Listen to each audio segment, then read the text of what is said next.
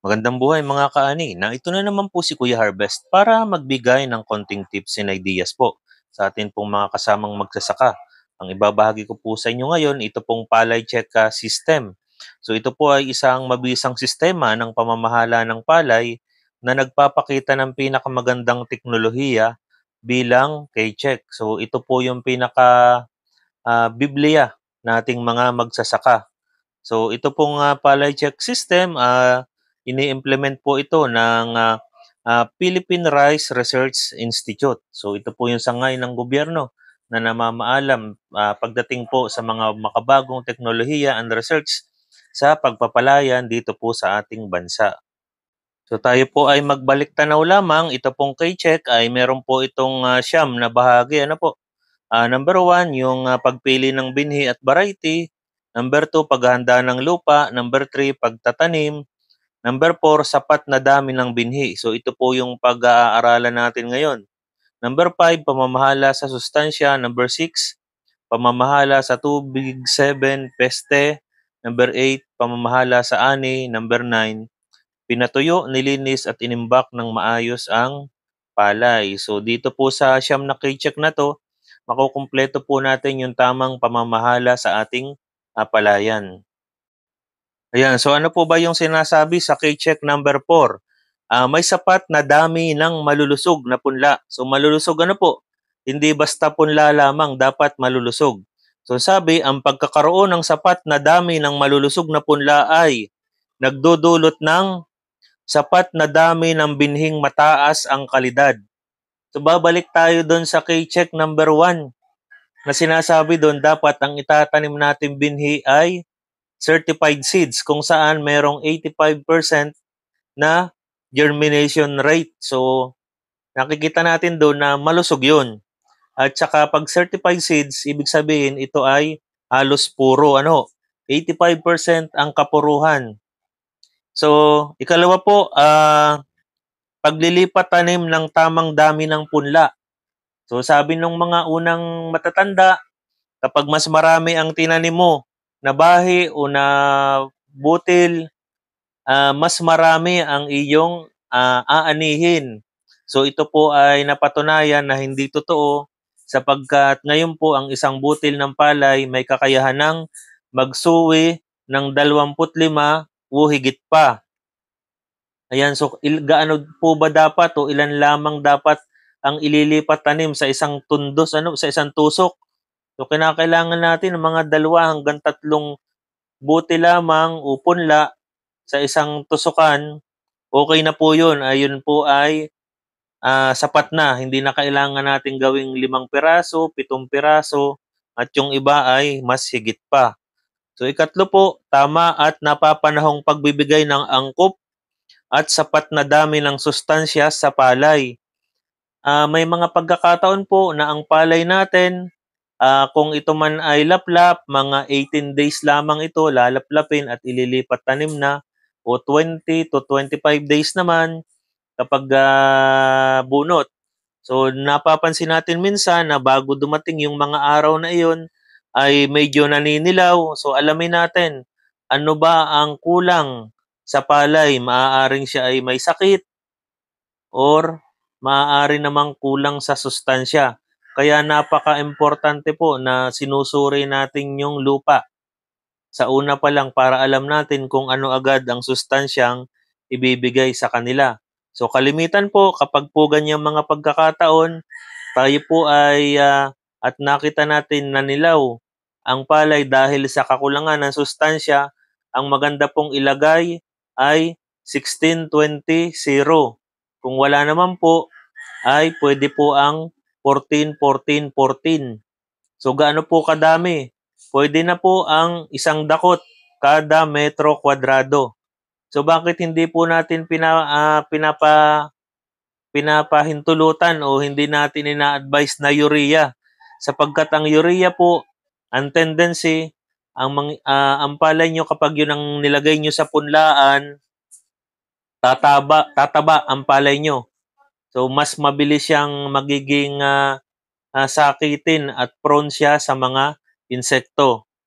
Ayan po. So kasunod naman ang paglalagay nyo ng urea, malamang dyan, insekto naman ang makikita niyong magiging sakit sa palay niyo katulad ng mga o pinsala sa palay niyo katulad ng mga uod. So ano pa po yung sinasabi dito sa K-check number 4?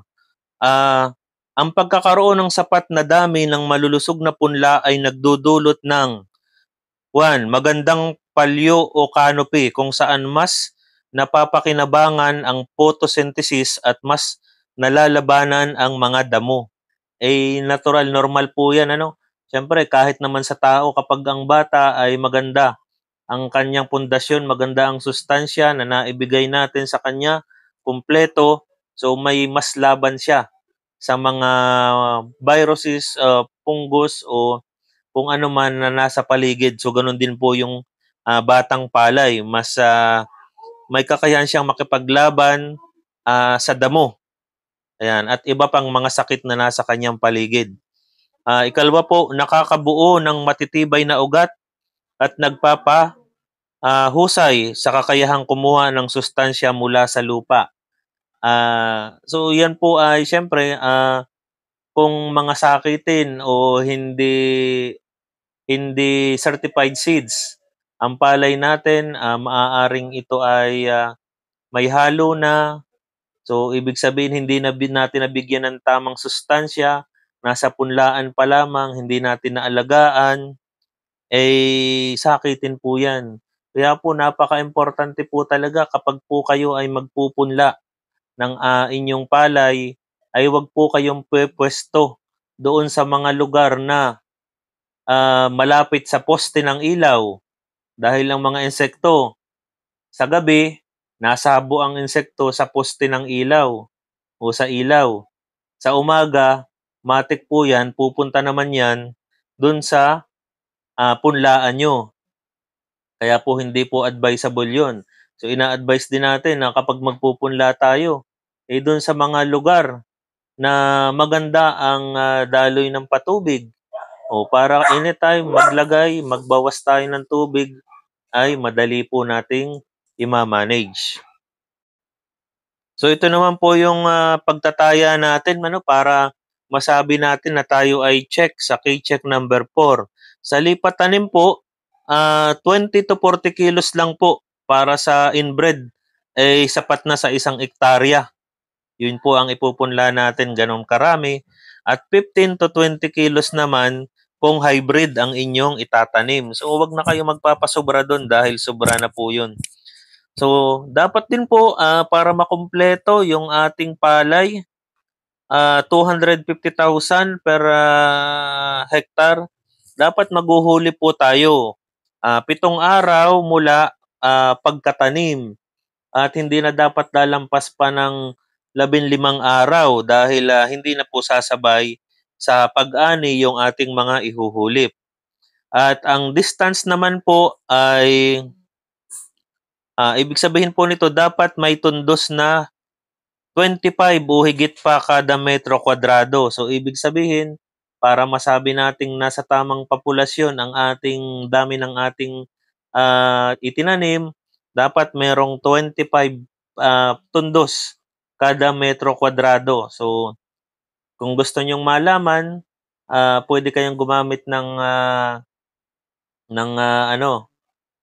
meter stick or pwede namang gawin nyo ay 20 by 20 na pagitan, automatic yan, dapat may 25 na tundos po yan.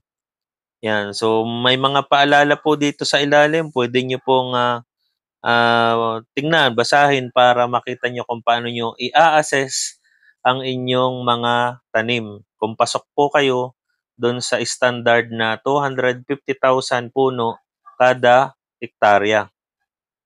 So ito naman po yung sasabog tanim.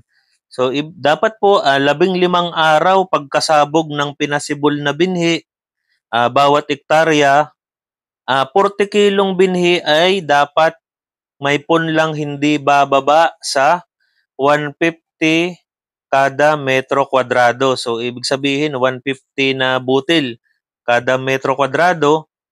At kung 80 kilos naman ang punla na napasabog nyo, dapat meron siyang 300 kada metro kwadrado. Ngayon po, kung kulang sa mga 'yan na nabanggit, so mababawasan din ang dami ng inyong aanihin 'pag, dating ng panahon.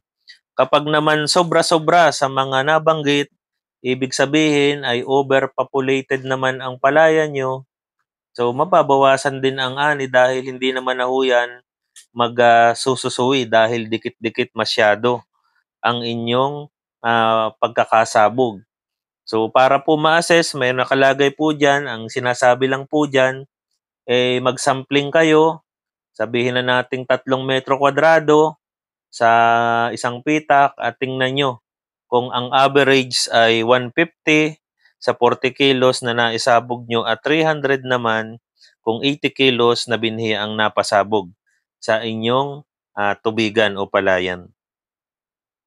Ito naman po yung rekomendasyon upang makamit yung K-check number 4, ano po, uri ng binhi, halimbawa sa inbred, o yan yung mga palay na pwede nating ulit-ulitin ang pagtatanim. So ang dami po ng buto kada kilo, 20 to 40 kilos katulad ng binanggit natin kanina. So gaano ba kalawak dapat ang punlaan? 400 square meter yun pong standard na binibigay ng, PhilRice para sa isang ektarya po ito. Yan, 400. So medyo malaki po, pero kung hindi niyo man masusunod, ang mahalaga 'wag niyo lang pagpapatong-patungin yung mga buto. Ito po ay sa bunot ano po, sa bunot.